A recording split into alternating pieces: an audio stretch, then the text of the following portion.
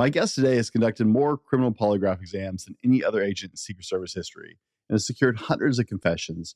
Retired United States Secret Service agent Brad Beeler. Brad, welcome to the Driven to Thrive broadcast.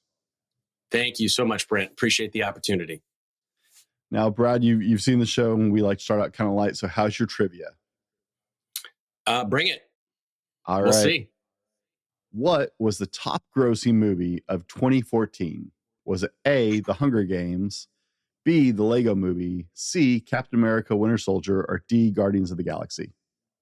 I'm going to go Guardians of the Galaxy. All right. Guys, you know the rules. Don't cheat. And for God's sake, do not write if you're listening to this in the car, where I know most of you are. Now, Brad, I don't like to do huge introductions because I can't capture who you are. So today, in this moment, we'll get into everything before this, but today, in this moment, who is Brad Beeler? Basically, I'm a son of two wonderful parents that have just went through their 60th year anniversary. I'm the husband of an amazing wife who's kept me on my toes for 26 years. Father of two wonderful kids that definitely bring a little comic relief on a daily basis. And now I'm retired. So, anytime you've been doing something for 25 years and you all of a sudden pull the plug, trying to find my next adventure. 60 years. Man, that is just so congratulations to your parents, dude. That is just such an awesome, huge thing. How long have your wife and you been married now? 26. So we got married right before I came into the Secret Service. So it's a hard job and lots of travel. And I think we missed 17 of those anniversaries due to the fact that we got married in September, and we always have protection in September at the United Nations. So it was one of those things where I was always gone, but she's an absolute trooper, and blessed that she's always been by my side. That's amazing, man. Congratulations on that as well. Thank you. I can't imagine being retired already. That's you look young and healthy and like you're fiddle and you got kids and it's like retired. Huh. That's crazy. Yeah, I'm still getting used to it. I'm blessed. I enjoy Brazilian jiu-jitsu, so it's given me a lot more time to train and things like that, and write a book, and so all that has been nice free time. But being able to spend time now with my kids, especially during the summer, has been great. That's awesome. Out for the summer, right? Any big plans? We're starting the summer off. Any vacation plans? I mean, a little Alaskan cruise. We've never done that before. Seen all the states and a lot of different countries, but I've never been up in Alaska, so I'm looking forward to that. Okay, that's gonna be cool. Now, Brad, are you ready for the speed round? Bring it. All right, guys, here we go. Batman or Superman? Superman. Orange juice, pulp, some pulp, no pulp. No pulp. What is your biggest personal pet peeve? Oh gosh, definitely people talking in public on the phone loudly to show how awesome they are. Typically at airports. I absolutely hate that. What are those people who are walking around on speakerphone? What is that? It's a dominance play, in my opinion. Look at me, look how important I am. Put your AirPods on or put the phone up to your ear. It's just the lack of situational awareness. I just absolutely hate it. And the other person may not know even they're on speakerphone. Some of the things I've heard are trade secrets and things that of a personal nature that other person would not have want random strangers to hear, for sure. Man, I bought my 13-year-old some just like, Walmart generic Bluetooth headphones for her tablet so I didn't have to listen to it. I Absolutely. think $13. Like I just don't understand people doing this. I sometimes would want to go spend those $15 and give them to those people. I try to control my body language as much as possible due to what I do.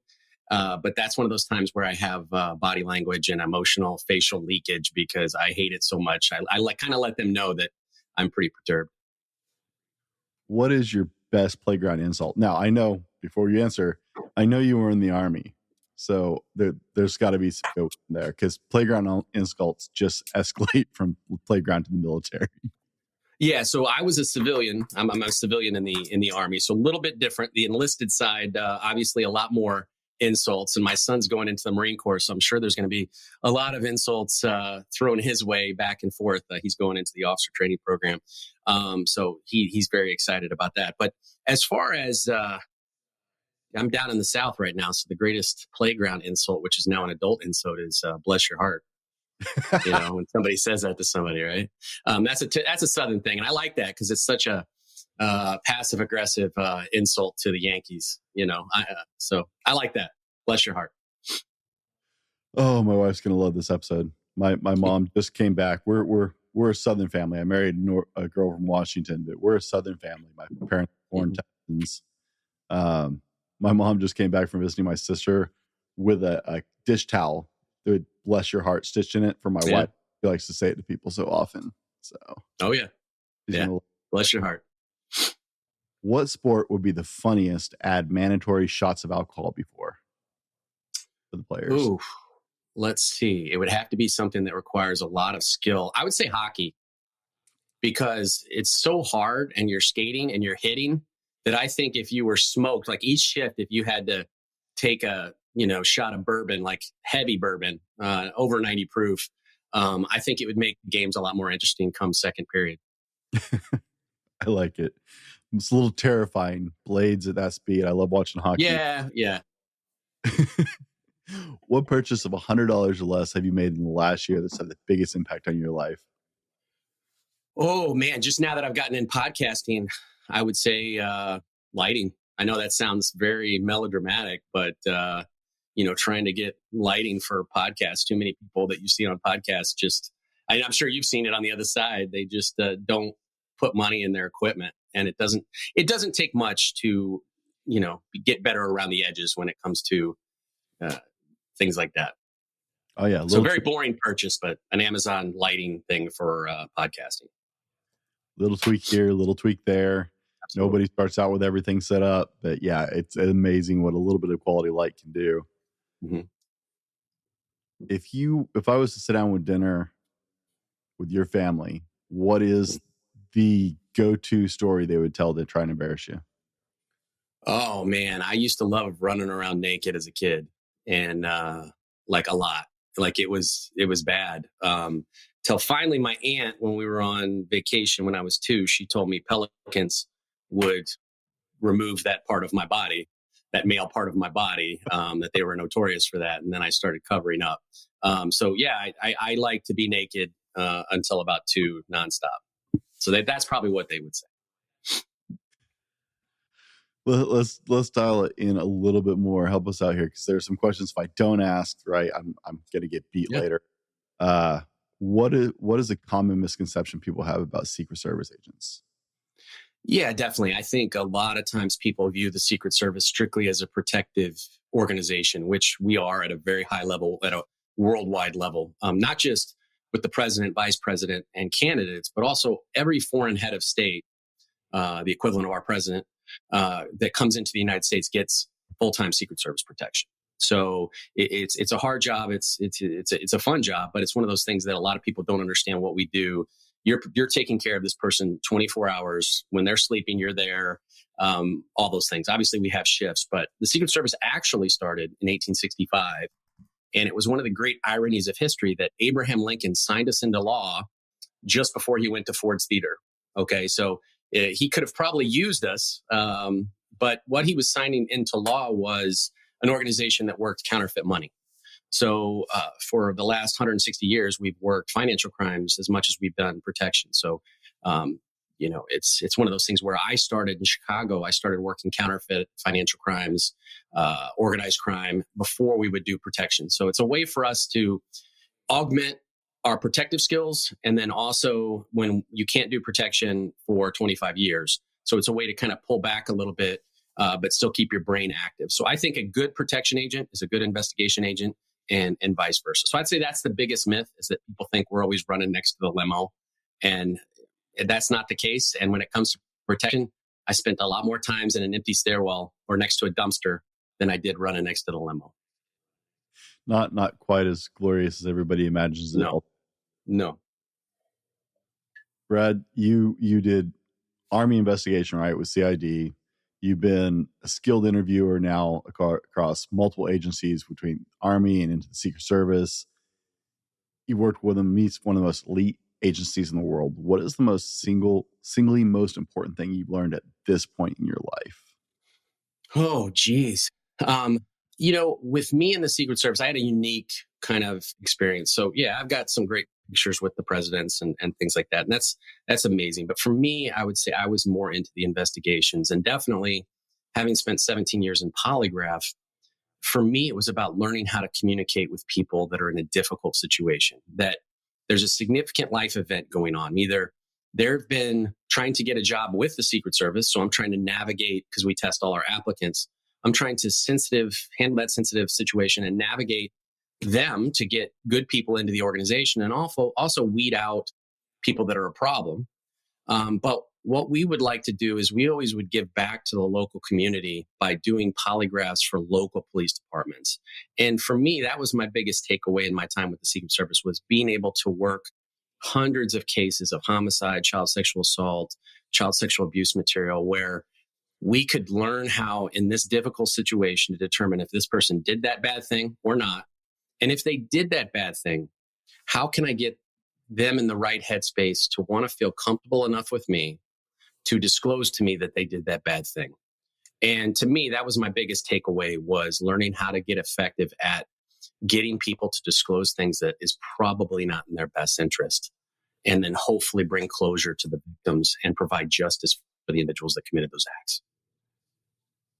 Brad, you said you retired recently and you're getting into some podcasting, you're writing your book. It's coming out soon, right? Yeah. So do you have a plan? What are we going to be doing for a living now? Well, man, I hope to be doing some fishing and hunting, but obviously there's a lot that goes into the book process. When you go through a book publisher versus self-publishing, they put it on Amazon 8 months before it comes out. And then they want you to do, which is good marketing, they want you to hit as many podcasts as possible and increase your followers and, your website and all this. And I'm Cro-Magnon man when it comes to marketing and self-promotion and all that. So I'm not good at that. I've learned a lot, and I've got a lot of good people that are there. But yeah, so for the next 8 months, it's going to be doing wonderful shows like yours and things like this to try to hopefully get the book in the right space to where it can hopefully help some people. And basically what it's about, and I'm not here to promote the book, but it's one of those things where I just basically try to make people better at having difficult conversations, from prepping for the conversation to getting a better first impression, all the way down to what's the world's perfect handshake, because that has such an amazing introduction. And also you do it when you end a conversation, and people tend to remember the first and last things when they talk to someone. And so if you mess that up, you go downhill quickly, to active listening, to detecting deception, to if somebody is deceptive with you, how do you get them to open up to you? And this could be a kid, it could be in the boardroom, or it could be in law enforcement. So I'm trying to kind of provide what I did in the law enforcement and protection realm and provide that to the soccer mom, make it universally useful to people. Now, I've seen the Mythbusters episode recently with my daughters. Actually, we're watching old reruns of Mythbusters. They're 10 and 13, so it's a great show for them right now. Mm-hmm. And all of them bombed at trying to cheat the polygraph. Can you actually cheat a polygraph? Everybody wants. Okay, so I'll be a little careful with what I talk about, right. But I want to use an analogy for you. All right. First, when I go get on a plane, when I was in the Secret Service, we would travel on plane armed. So we would have to go meet the pilot, go through security, and so on and so forth. And when I would identify myself to the pilot, the first two questions they'd ask me about polygraph are, is it effective? And can you beat it? And that's kind of what I'm going to be talking about here with you. So let me talk about the effective part first, right? So, little personal story about me. My wife got breast cancer last year. She's thankfully just beat it, and she's got into remission. But the amazing thing about it is, the mammogram caught it. And then she had to go in for further tests, and she got her chemotherapy, and it all worked out. So mammograms are about 88, depending on who you ask, 88 to 90% effective. Polygraphs, depending on who you ask, are 85 to 90% effective. So I'm not trying to equate polygraph with a medical device, but I'm saying it's a tool that, if used in the right time, at the right place, on the right person, with the right questions, it can help you diagnose an issue and lead to further inquiry, which is what obviously they did with my wife. And so I think there's a lot of value if you look at it like that. It is not perfect. It shouldn't be used in court because not everybody goes to the perfect school. Not everybody has quality control. Not everybody does cases when they should do it and not do it when they shouldn't. A lot of people will do the Jerry Springer type polygraph, and that's what people know it as. Are you the father? Are you? That is not polygraph. Okay. So I will say that as far as effectiveness, if done in the right situation at the right time, so be it. It's kind of another analogy I like to give, Brent, is it's kind of like when people say, oh, it doesn't measure lies, it measures stress. And I'm like, okay, well, a smoke alarm doesn't measure a fire, but we still use them, right? In that if I put a smoke alarm in the kitchen, I'm going to get some false reads, right? Mm-hmm. It's going to be cooking, whatever the case may be. But if I take that smoke alarm and I put it in an upstairs bedroom, oh, it's not measuring fire. We probably shouldn't take. Well, you know what it measures? 500 degrees in smoke. And that's uninhabitable. So I would want to know that. So it's the same thing with polygraph. I need to use it in the right time, in the right place. And I need to take everything with a grain of salt and use that as part of an investigation. But also, the polygraph is one thing. It's the information that I utilize in speaking to a person that had problems during a polygraph. You may not be able to use the polygraph in court, but when somebody says, I did that bad thing, I shot that person, whatever the case may be, to me during that session, I can definitely use that. So that would be the first part of that argument. And I'm sorry if I'm kind of monopolizing but I figured the follow-up question was going to come. So as far as can you beat it? All the federal intel agencies, the federal law enforcement agencies that use this, we are very aware of what's on TikTok, of what's out there, right? Regarding do this, do that to affect your physiology. If I do something twice a day for 25 years, I'm going to know what normal physiology is. And I'm going to also know what TikTok produced physiology is, right? If something could be beaten, we wouldn't use it. Why would we use it? It would be like if there was a TikTok that came out that said, hey, if you want to get through TSA, just wear this over your body or apply this to your body and you'll get through TSA. Okay. Would TSA still use that equipment if it could be beaten? Probably not. And it's almost like you have to provide logic to people that sadly get online, they go down this rabbit hole. If you type in polygraph on Google, you're going to get 2 million hits. The first 3 pages are going to be all polygraph sucks. You're going to be a false positive. You need to do this to help yourself out. So you're never going to get to that 4th page where you really start realizing, oh, okay, if done in this manner, so on and so forth, if I'm just honest on my forms, I'll pass. But the way a polygraph works is somebody goes online and 1 of 2 things happen. They either feel like they need to help themselves out and we'll see it. Or what they'll do is, man, I did use marijuana 2 years ago. I know it's asking me if I ever used an illegal drug. You know what? Nobody saw me do that. I'll just put no. And then when you're asked a question on the polygraph, did you falsify any information on your application forms? What do you think you're going to be thinking about the entire time? Oh, yeah. And it's going to be an explosion inside your body. And I don't care what TikTok tells you to do. We're going to see it. And if you try to do something to suppress it, we're going to see it. But either way, the best way to pass a polygraph is to not research it, get a good night's sleep, put food in your belly, come in and bare your soul. If you do that, chances are you will pass. I actually hated even writing that down on my notes because I know you get asked that. That's okay. I'm used to it. Oh, there's those questions when you find doing research on somebody's like, shoot, if I don't ask this, someone's going to want. Right? Absolutely. But you got to ask this. Mythbusters came to the same conclusion back in the 90s. Like all 3 assistants and all of them like the guy running it just like, yeah, you all failed. Yeah, right. They tried don't do things you learn on TikTok. Right? Yeah, because we all know that TikTok is the age of wisdom now. Yes, unfortunately. Brad, you talk to some of the worst people in the world. And you mentioned earlier helping out with child cases and stuff like that. How do you deal emotionally with talking to murderers and child sex offenders and the worst of the worst? That's got to weigh on you. Yeah, it's very difficult. I'm not going to say that talking to people that take the life of another person is easy, but many of the people that I talked to that committed a homicide, they did it against somebody else that, definitely not saying they deserved it, but somebody else that maybe did something to their friend or murdered somebody else. And it was a situation where that person was not a person they just picked up out of the phone book. It was not a person they abducted on the street. It was somebody they had beef with because that person had committed a crime against them or so on and so forth. Doesn't make it right. I'm not condoning that. But when I would go home at night, it was a little bit different. Now, some of the homicides that I worked where an 11-year-old girl was hit by a stray bullet or a 6-year-old was shot accidentally, that obviously that weighs on you, you know, but in the hundreds of situations where I dealt with people that would download child sexual abuse material, we don't call it child pornography anymore. We've really got away from that because it's not a choice. It's not pornography. It's abuse matters. So we call it child sexual abusive material.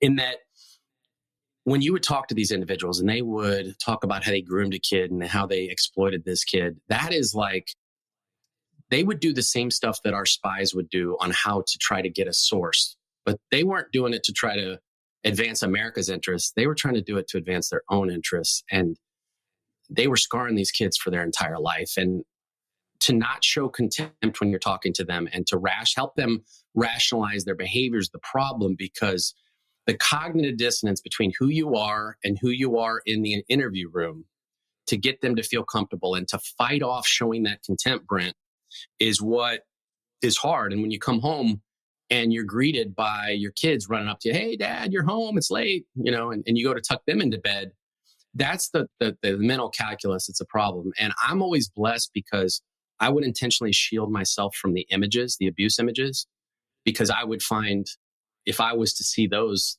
there's no amount of suppression can keep those from coming to earth. So that's why so many of our people that work those cases from a forensic angle that have to look at the images really have to sit in with a counselor every once in a while. There's certain tips and tricks we can do. I don't want to call them tricks, but just ways we can lighten this, in that I never do my work at home. I never write reports at home. I always get a jiu-jitsu session in before I write my report. When I come home from a long case, Brent, one of the things I found, I've got this Dr. Stacy with the Washington Internet Crimes Against Children Task Force. She's amazing, where she taught me how to play a video game in your driveway before you walk in the house. And that way I'm doing something. It could just be a game of chess, but I'm having to think. And so the last thought when I cross the threshold into my house and greet my kids is not that bad thing. So for me, that's made it better, but it's very, very difficult because if I show judgment to these people as they're making a disclosure, they are very keen on people's reactions. That's part of the grooming process, is that they sense they're not safe, that amygdala fires in their limbic system, and they shut down. And so I truly have to have curiosity, and I truly have to have, not the what, but the why, and why not from a judgment standpoint. Because too many people, when you ask somebody why and you have that face with it, it comes off as so judgmental. And when somebody's done something bad and you're judging them, it shuts them down faster than nothing else. So almost like I have to have duct tape on my forehead to keep from showing contempt. And I have to deepen that voice, and I have to lean in, and my eyes have to be soft. And I truly have to be curious from a tactical empathy standpoint in order to try to get that information. But it's a great question, and it's something I've struggled with for the last 10, 15 years. We just did a show on stress management. One of the things we talked about was video gaming, because it immerses all your senses. Mm-hmm. Even for a few minutes, you have to be fully immersed in this to actually function and engage, and it takes you out of the current mindset. Absolutely, Brent. I'm glad you brought that up, because the second pillar of that for me was the jiu-jitsu. And when I'm grappling with another human being that's trying to choke me or take my arm and, do an arm bar or whatever joint lock they're trying to do, if I'm not 100% on the mat, bad things are going to happen to me, right? So it's interesting you brought that up, because anytime you can do something where you have to be 100% present, it really helps separate what you were doing to what you're into now. So I'm glad you brought that up. That's been very helpful for me. What is something everyone needs to know about you before we dig into the show today? Oh, geez. That is a great question. A question I've never been asked, Brent. So that's why I'm glad I'm on here. Something I've never been asked. I'll be straight with you. The question you just asked was that about the emotional aspect. I've not been asked that before, which surprises me. But um, you can't really tell. I'm a bigger guy. Big bald guy, federal agent. A lot of times our egos get the best of us in that we don't want to ask for help. And you saw this a lot in the global war on terror, where a lot of our armed service members came back with PTSD and they didn't, I don't want to say ask for help. Maybe we just didn't know how to recognize they were asking for it. We didn't provide them the resources. So yeah, for me, I think the biggest thing to know for me is that you can try to be the biggest badass you want, but sometimes those scars are underneath. And if you don't have somebody to talk to those things about, I've had great partners over the years where anytime I've, been acted differently or I've been too far on the side of rationalizing with these bad guys, my buddies could rein me in and say, hey, why don't you take a week off? Why don't you go work some protection? Why don't you do something else for a week instead of talking to these bad guys? So something as far as something about me to know is that the exterior is one thing, but we all have that gray matter that we're all vulnerable, and I'm definitely not any different when it comes to that. All right.